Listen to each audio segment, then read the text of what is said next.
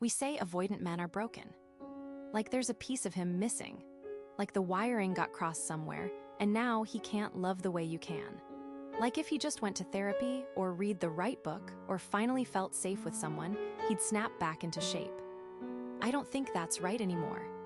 I think the word we want isn't broken, it's protected. There's a difference. Something that's broken needs to be fixed.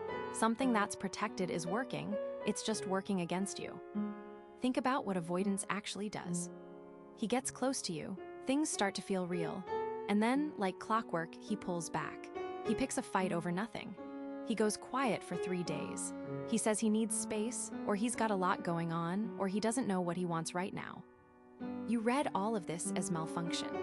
Like the part of him that wants love is jammed somewhere behind a door he doesn't know how to open.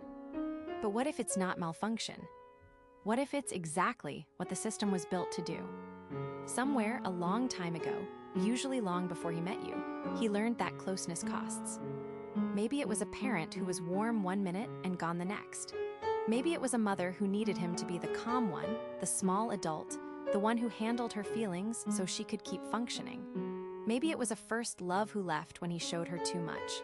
I don't know which one it was for him. I don't think he always knows either. But somewhere, a system got built. A system whose entire job was to make sure that level of pain never happened again. And that system is doing its job, beautifully. The closer he gets to you, the more it senses what it was built to sense. Threat. Not threat from you, threat like the original. The body doesn't draw fine distinctions. It just notices, this feels like the thing that hurt me before. Pull back. Now. This is what nobody told me for a long time. When he goes cold, it's not because he stopped feeling for you. It's because he started feeling too much for you.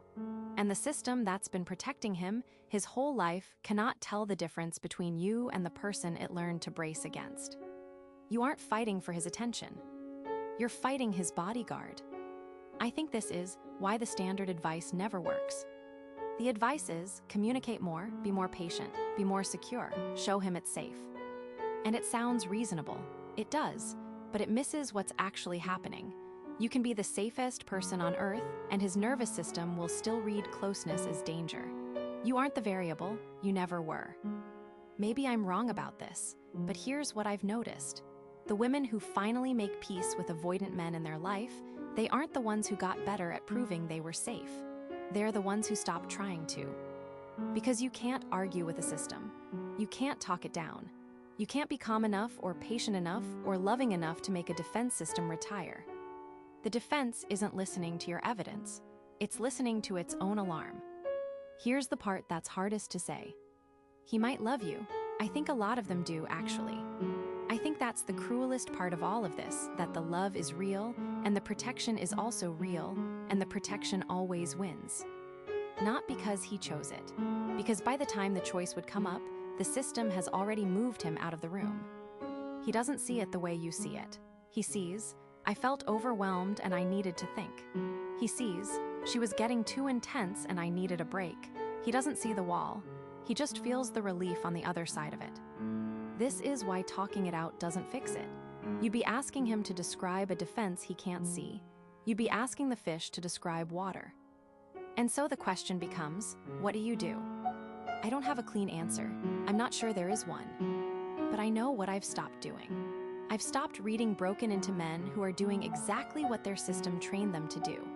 I've stopped believing that if I just loved harder, or stayed longer, or proved myself enough times, the system would stand down. It won't. It can't. It's not personal, it's not even about me, and that's somehow the worst part. What changes a man like this isn't another woman. It isn't another relationship. It isn't even therapy, not on its own. What changes him is something I can't make happen and you can't either. He has to notice the defense. He has to feel the cost. He has to want something on the other side of the wall more than he wants the wall. And until he does, until he, on his own, looks at the pattern and decides the protection has cost him too much, nothing you do from outside touches it. So no, I don't think avoidant men are broken. I think they're guarded by something that loved them once. Something that kept them alive when they were small and couldn't protect themselves. Something that does not know the war is over. And the saddest part of all of it might be this. The bodyguard doesn't know the difference between you and the person it was hired to keep out. It doesn't know it's keeping him from his own life.